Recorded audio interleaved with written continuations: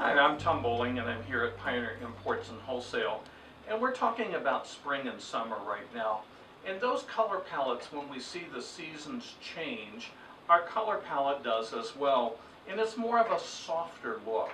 So I want to create today for you and show you how to do like a bouquet or a hand-tied. Could be used for wedding, but also could be just a quick drop-in as well. I'm starting with one of the Wandering Jew, and I love the fact that it's that bright, vivacious greenery. And I've opened it up and have the cascade parts hanging down, and I want to make sure that they stay kind of equally around. And then I'm going to take two of the beautiful hydrangeas that we have available, and I'm going to use the Wandering Jew as actually part of the mechanic to help hold that together, as you can see. Now they work so well already, and I want to pull some of that coloration right through so it doesn't disappear and get clumping on me. So now that I have that, I'm going to use the sweet pea. And the sweet pea comes in a bundle, and it comes with 3 stems on each, 3 breaks on each stem. But I want to cut that apart just so we have a few more placements to actually use. And when we're doing a hand tie, we're going to use it in such a way, and I'm going to create this more of a spiral look. And you can create it more asymmetrical if you choose, meaning that it's not equal on either side. But I'm using those hydrangeas actually again to help hold the sweet pea in place. So now that I've inserted my sweet pea, and again giving that permanent material just a little bend to it, you can see how it's starting to develop. Looks great so far.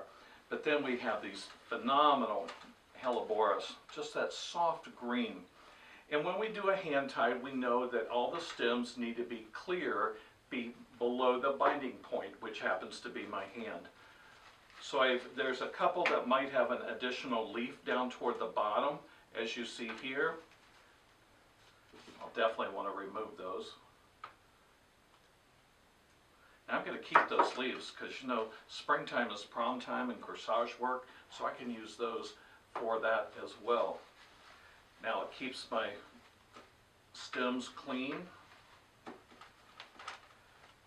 again, that wonderful green just top dresses right over the top of the hydrangea.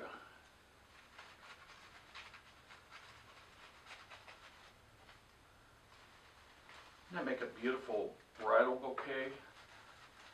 And we're seeing that trend in wedding work where that soft is still so much present.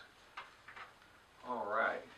Now to finish off, I've taken off the hydrangea leaves that were, again, closer to the blossom. And I'm just going to finish this off by collaring it, putting these hydrangea right around the bottom.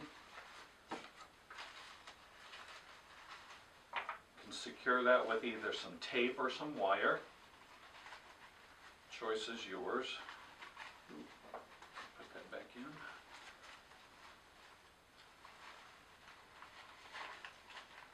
I like to use wire. I think it's a good, firm, secure mechanic. But tape is equally so. I mean, it's a mechanic that you can use, a viable option.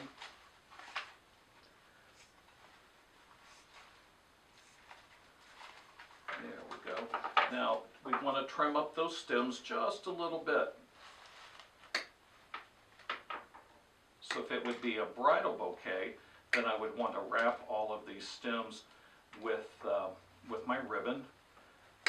If it's a drop-in bouquet, which this is going to be for just a regular vase,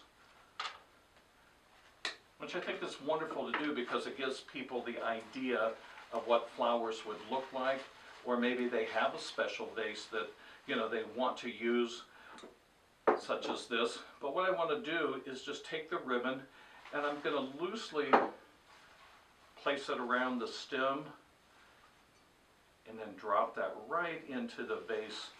And what that does is it gives a little bit of coloration down into the bottom here, and gives it some dimension, but it also doesn't have that big stem plug just hanging down in that you can see as well. So it's a great look, easy to do, and again, like I said, perfect for the customer that maybe doesn't have, or does have their own vase, but doesn't want to really put a formal arrangement in it. Perfect idea for the spring and summertime look.